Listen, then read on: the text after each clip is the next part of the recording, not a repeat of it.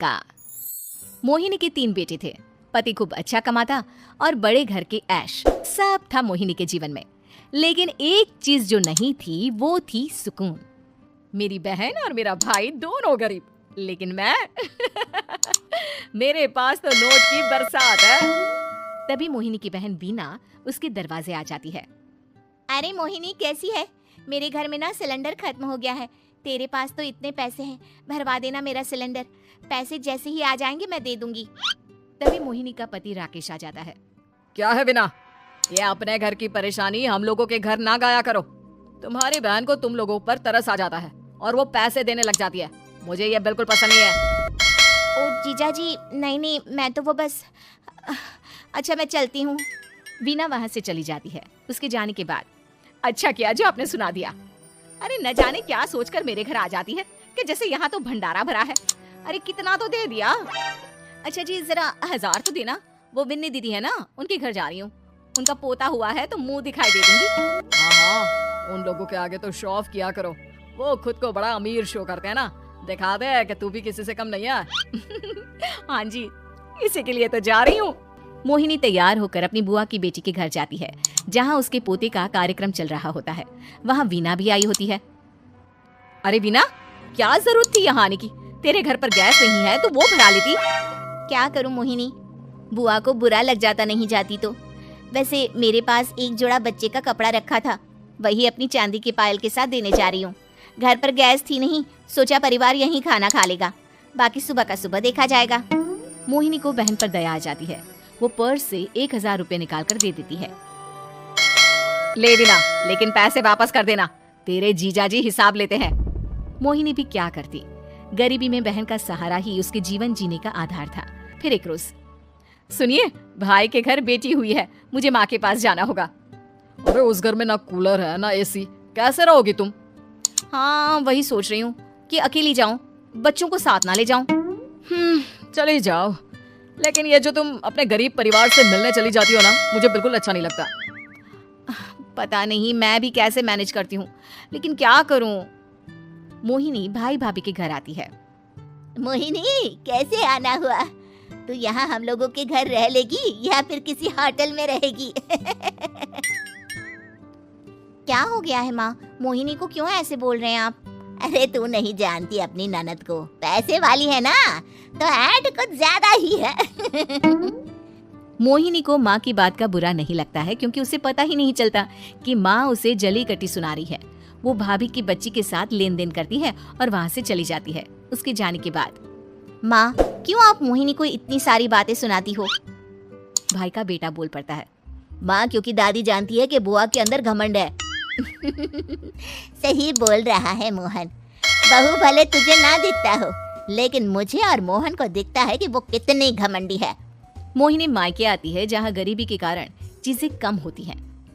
इस मोहन के बच्चे को काम पर लगा दो ना, किसी दुकान या किसी होटल में, बर्तन वर्तन धो लिया करेगा, कम से कम 4 पैसे और आएंगे घर में।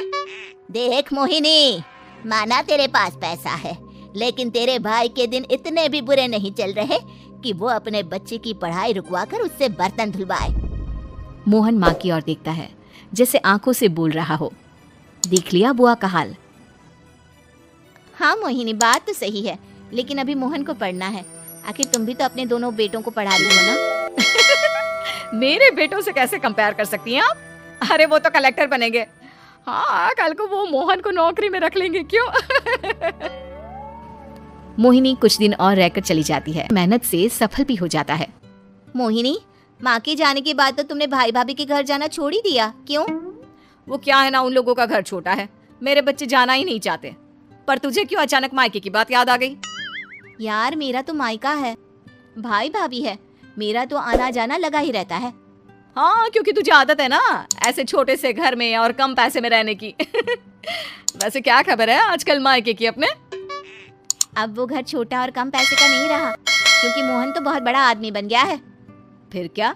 मोहिनी भाभी को फोन करती है। मोहन किसी बड़ी कंपनी का मैनेजर हो गया है क्या भाभी? क्या ये सच है? हाँ मोहिनी दीदी, अब तो हम लोगों के गरीबी के दिन कट गए। आपके भाई ने कोई अच्छे कर्म किए होंगे जो हम लोगों का बेटा इतना अच्छा कमा रहा है। देख लो भाभी, पहले भी आपने कई गलतियां की थी, आप थोड़ा संभल कर चलना। भाभी को मोहिनी की बात समझ में नहीं आती कि वो क्या कहना चाहती है। फिर एक दिन वीना मोहिनी से कहती है, मोहिनी, हमारा भतीजा मोहन अच्छा कमा रहा है, क्यों ना मैं अपने बेटे की नौकरी के लिए उससे बात करूं। अरे बुआ का बेटा है, ये सोचकर मदद तो करेगा ना।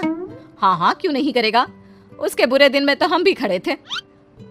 मोहन को वीना फोन करती है और अपने बेटे की मदद करने की बात करती है। हाँ हाँ बुआ, क्यों नहीं, आप सिद्धार्थ को भेज दें, मैं अपनी ही कंपनी में उसकी नौकरी करवा देता हूँ। दिन बीतते हैं, अब वीना के हालात भी अच्छे हो जाते हैं। क्या बात है वीना, तूने भी कार ले ली, वो भी इतनी अच्छी। हाँ मोहिनी, अपने भतीजे के कारण तो हम लोगों की दिन अच्छी हो गए। उसने सिद्धार्थ की नौकरी लगवा दी है, वो भी शानदार। ठीक है, लेकिन पैसे ख्याल से खर्च करना। वो क्या है ना, पैसे आने आसान है लेकिन संभालने मुश्किल। मोहिनी घर पर अपने पति से बात करती है। देखो ना, सबके पास पैसे हैं, एक वक्त था जब मैं ही अमीर हुआ करती थी। लगता है कि ज्यादा दिन नहीं रह पाओगी, मेरी नौकरी को कुछ साल ही बचे हैं और तुम्हारे दोनों लड़के निकम्मे हैं। उन लोगों को बोलो ना कि नौकरी करें। तभी वहाँ मोहिनी के बेटे भी आ जाते हैं। अरे हमें क्या मोहन समझा है जो दिन रात गधे की तरह काम करते रहे। खैर, दिन फिरते हैं और मोहिनी के पति की नौकरी भी खत्म हो जाती है। मोहिनी क्या करे, थोड़े से पैसे में गुजारा नहीं हो रहा है। तो क्या करे, मेरी समझ में कुछ नहीं आ रहा। मोहन को बोलो ना कि वो इन दोनों के लिए नौकरी देखे, जैसे सिद्धार्थ के लिए नौकरी देखी है। मोहिनी क्या कहती, उसे अपने वो दिन याद आ जाते हैं जब उसने भाभी से मोहन को नौकर बनने की सलाह दी थी। क्या हो गया, क्या सोच रही हो मोहिनी? यही कि वक्त कभी भी किसी का भी पलट सकता है, ऊपर वाले से डर कर रहना चाहिए।